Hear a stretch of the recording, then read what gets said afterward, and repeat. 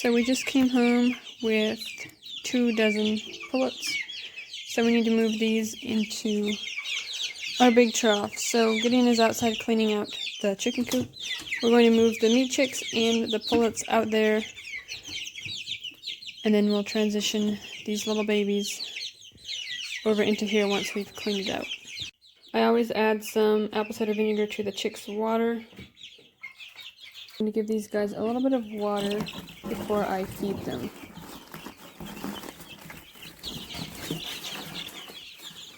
They're so cute!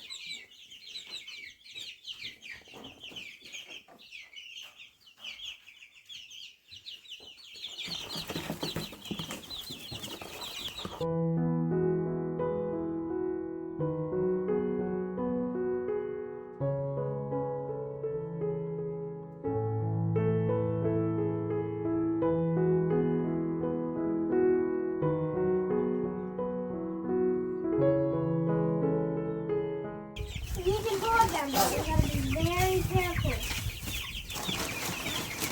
You gotta be very careful when you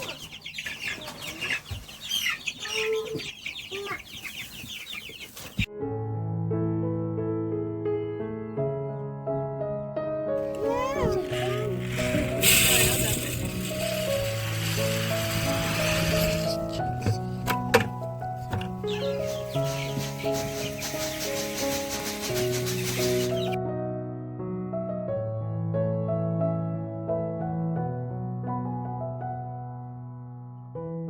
So after we had moved our chicks out to the chicken coop, we would let them out for an hour or two every day to kind of get them used to being outside. That way they could scratch around and eat bugs and eat grass and whatever else they wanted. And then because we had the water troughs free in the house, we decided to go and get more meat chicks. So the one time that we went to Tractor Supply, they didn't have any meat chicks, but they did have some straight runs, so we grabbed a bunch of those. And then the next Tuesday they had more meat chicks, so we went and picked up everything that they had left.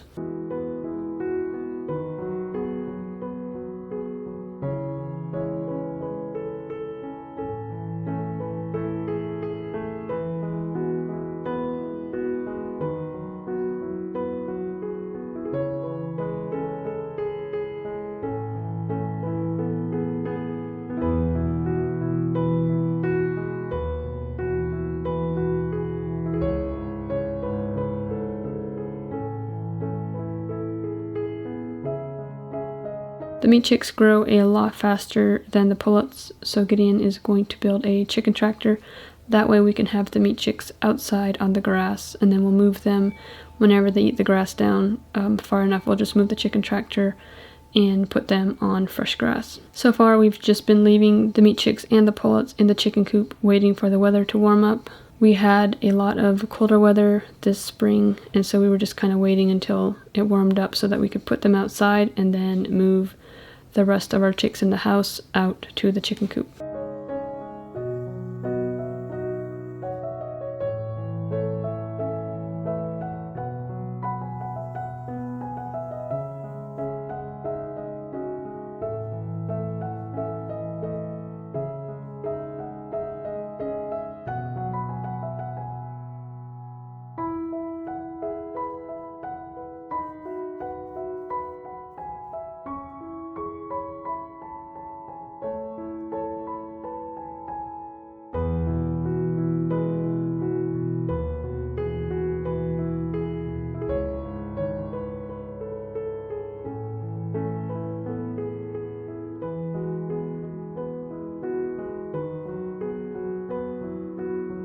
We had a few nicer days in April, so I planted my flowers. These are canna bulbs from last fall. I had planted, I think, 3 or 4 plants, and I got a whole bunch of bulbs from those few plants. These are one of my favorite flowers, and I love how they multiply. You just plant one, and then you end up with 5 or 6 or 7 more plants. Here, like this. Look. That pumpkin.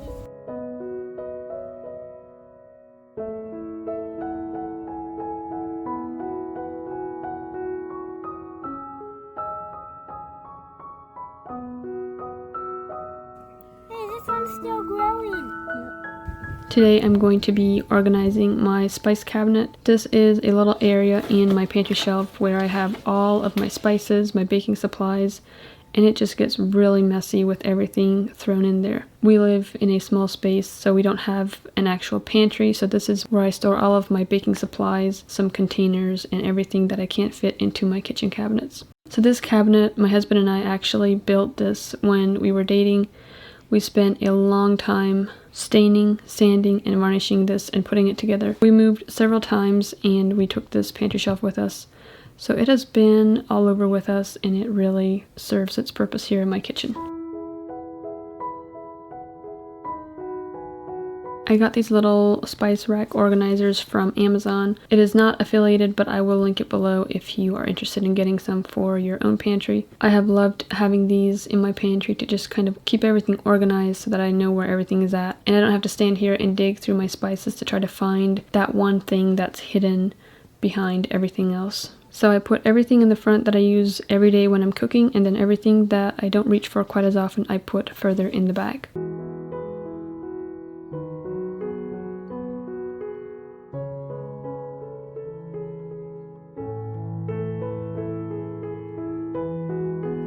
So after I took everything out and kind of organized a little bit, I found a lot of spices that I had several open containers of, so I'm going to put those together and try to eliminate some of these jars here. I do keep a lot of spices that we use when we process our meat. For those spices, I usually keep a large quantity because when we're processing our own meat, we usually use a lot of one thing. Say if we're making pepperoni or sausage or something like that, we use a lot of spices.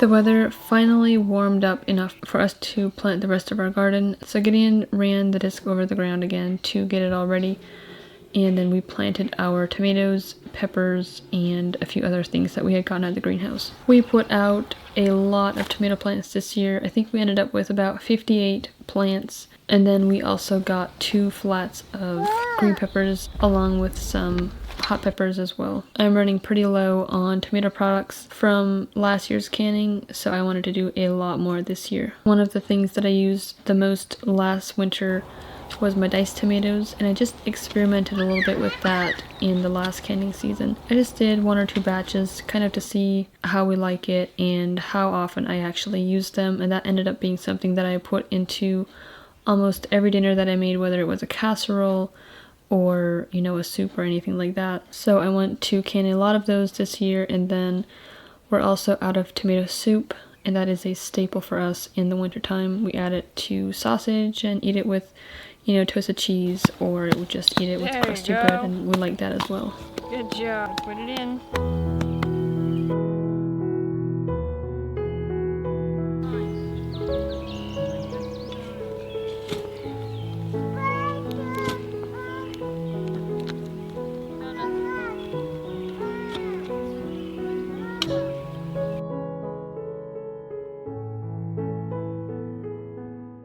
this year I wanted to plant extra green peppers because I like to slice those and freeze them and then use them in the winter for fajitas. And then I also chop them up and freeze them to use later in the winter for, you know, adding to potatoes and stir fries and stuff like that.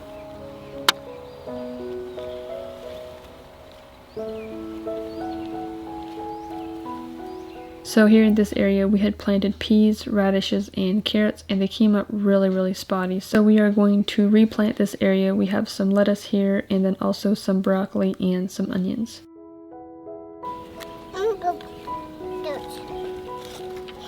Well, it's cold and rainy this morning. I'm having a hard time waking up, but I'm going to get some breakfast made and then we're going to take care of our chicks.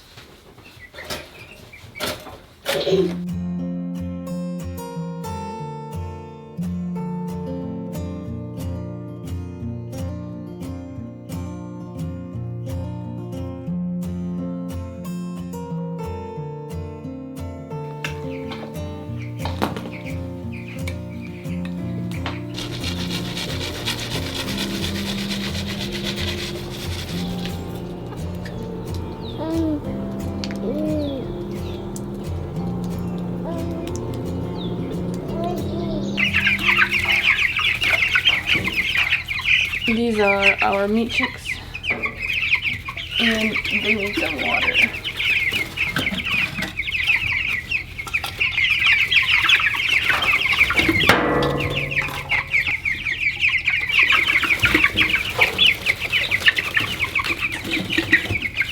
And then over here is our other set of meat chicks, and they need some food.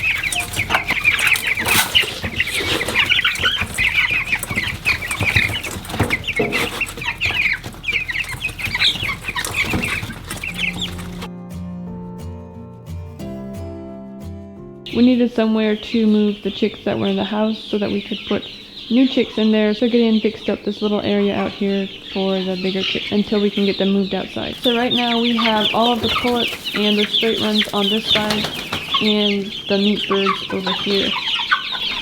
To give you an idea of how fast the meat birds grow, we got these bigger white ones over here the same time that we got the meat birds, and you can see how much bigger the meat birds are than the pullets. Looks like they need food and water, so I'm going to get these guys taken care of.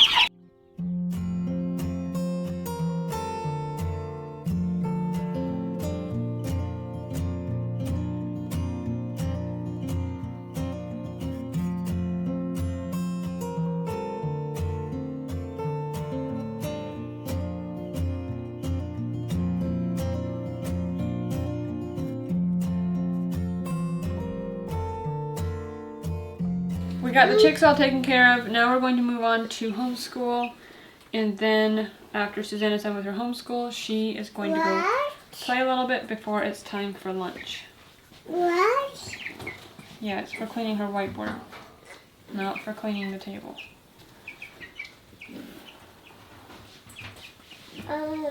First name and your last name. Your turn, let's brush your hair. Yes, now you look handsome. So usually after we did our homeschool, I get started on the laundry. Since I don't have a dryer, I have to do the laundry whenever the sun's shining. That way I can line dry it. I am almost out of bread, so I'm going to make some really quick.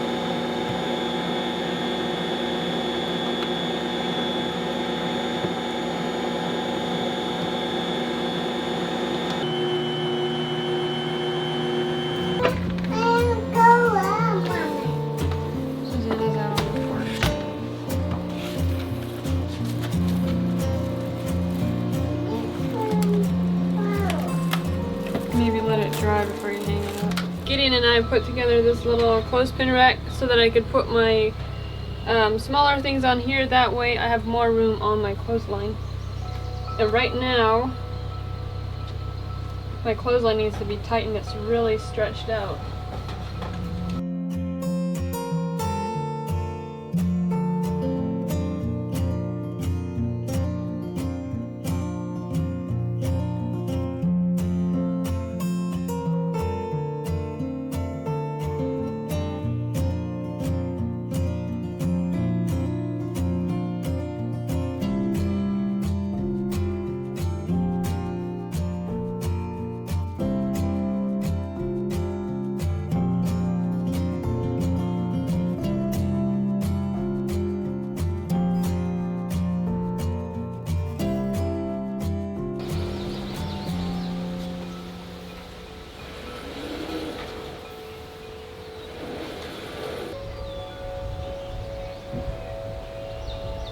Our dough is done rising now, so I'm going to start shaping it. I'm going to do 2 loaves cinnamon swirl and then just 2 regular loaves.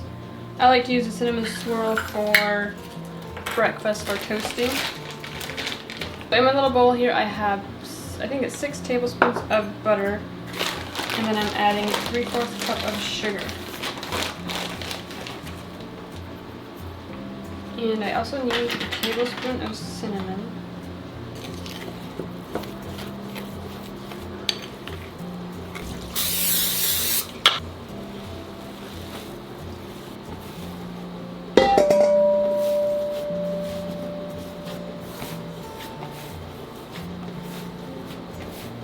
I'm going to start with just the regular loaves, and I need 1 pound of dough for each of those. Okay, there's 1.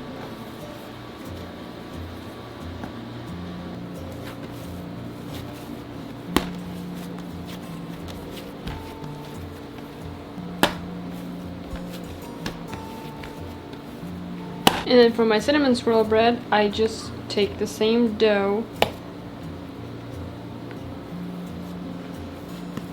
I'm going to divide it in half, and then I'll roll it out.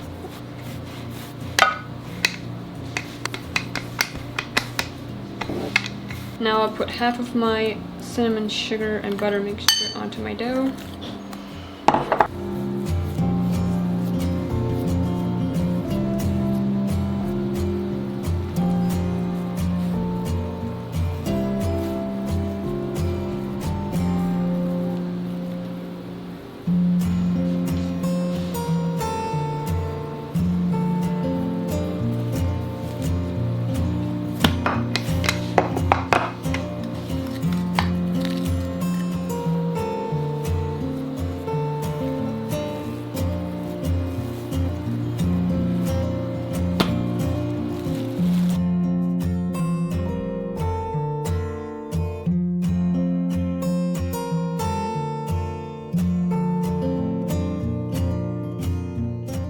We are getting ready to put a little tea bed in here back behind our house.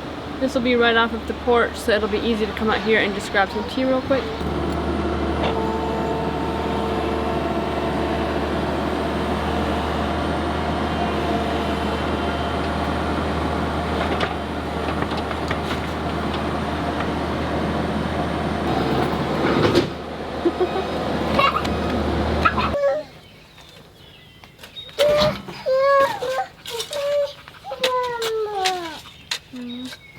Okay. Watch your head. Need to break it.